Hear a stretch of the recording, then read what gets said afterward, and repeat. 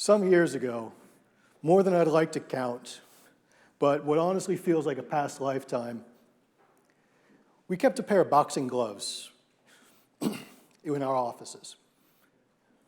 We kept them for those occasions where 20-something young men living in a dynamic, dangerous environment, under a tent with a musty smell and a dirt floor, just got to be a little bit too much.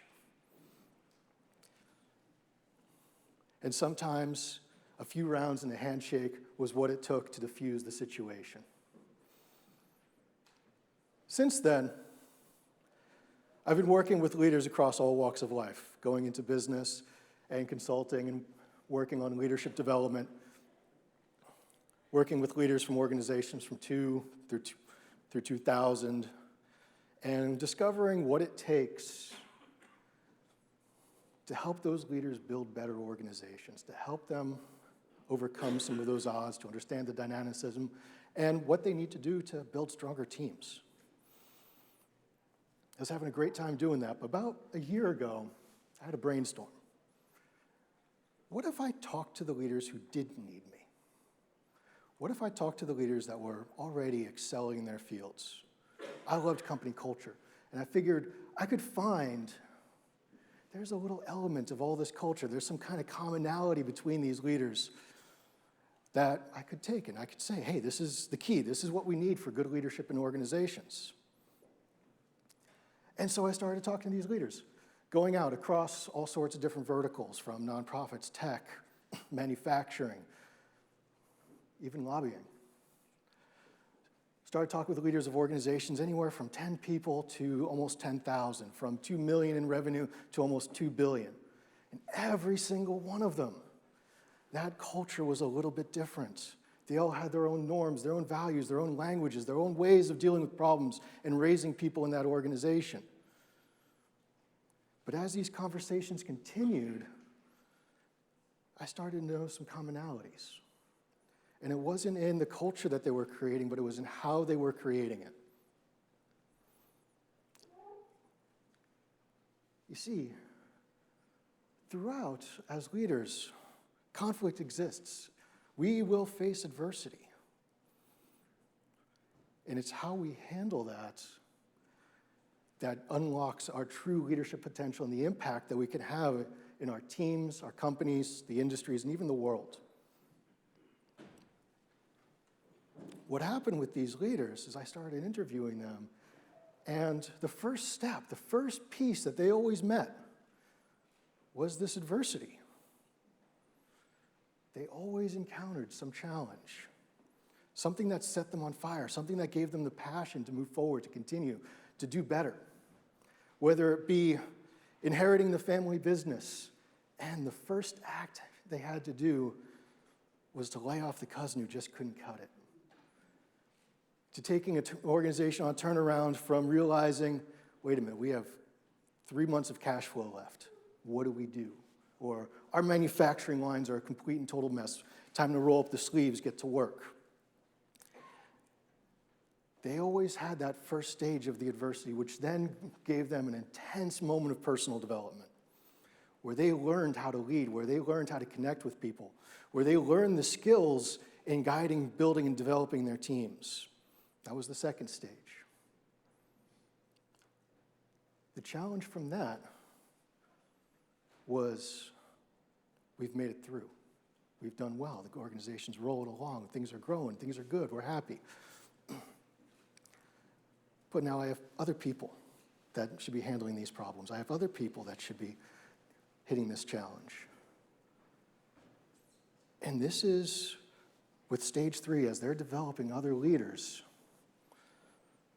This was a major learning curve for them. This was worse for them than dealing with the initial adversity, because the initial adversity was charging, felt it inside. It gave them some passion, some energy, some drive.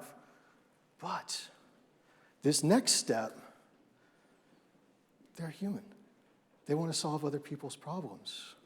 There was no adversity for their future leaders. And that became the great challenge of How do we step back and let people face their own road bumps? How do we step back and give them the opportunity that we had without stepping in? And this was so incredibly difficult for these people that were passionate, loved what they were doing, loved their organizations, and all of a sudden, they have to let other people have a hard time. For some of them, as I was talking in these interviews, you could see that as they're talking about this, they would have rather been in that boxing ring than have to step back. But when they started doing so, they started seeing the intense development of their own people. They started seeing those coaching, those mentoring opportunities where people had the opportunity to learn and grow as leaders themselves. They found opportunities to pay it forward. One of those leaders saw one of their team leaders struggling with the personnel between just two people on their team butting heads. And I know how to solve this, I've seen this a million times, but I need them to handle it. And they kind of handled it. It was okay. So, okay, time to coaching. Let's smooth over the situation. Let's make it even better. And the first thing, as the two of them were sitting in the room, that this leader said was, I knew that was going to happen.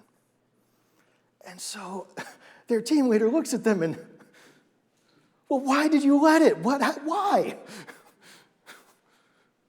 Because I needed you to learn how to handle that situation. You're going to see it again.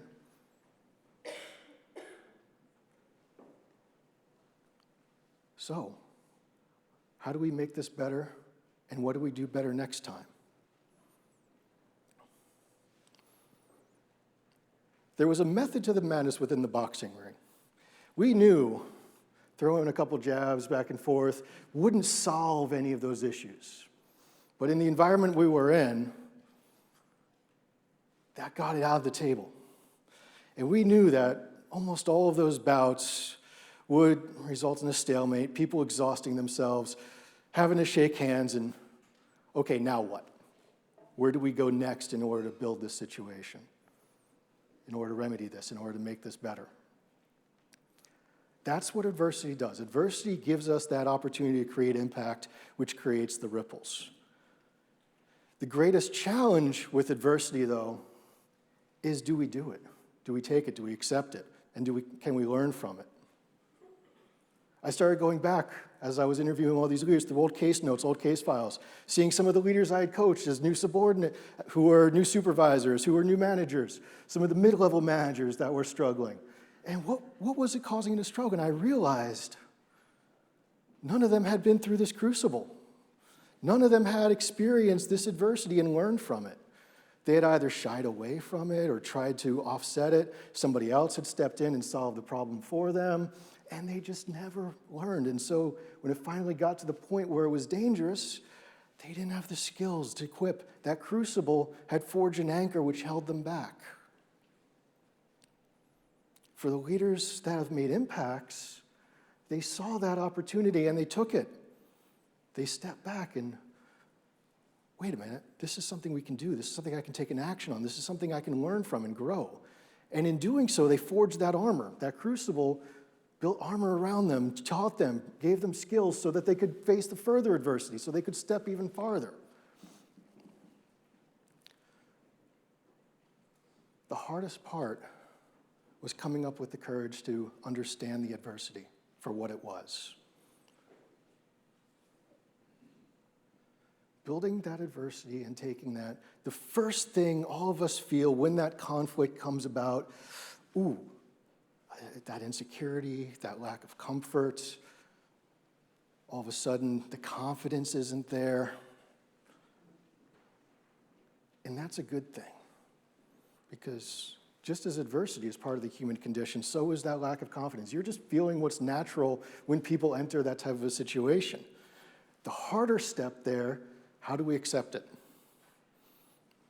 Because when we do find the ways to accept that adversity, what can we learn from? What are we missing?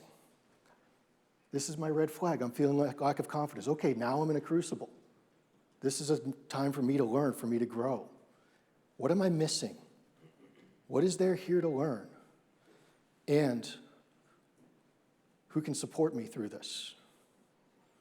If you do those three things when you find yourself in that adverse situation, that is where the impact starts. That is that first ripple to start that leadership journey and to start learning how to be that problem solver.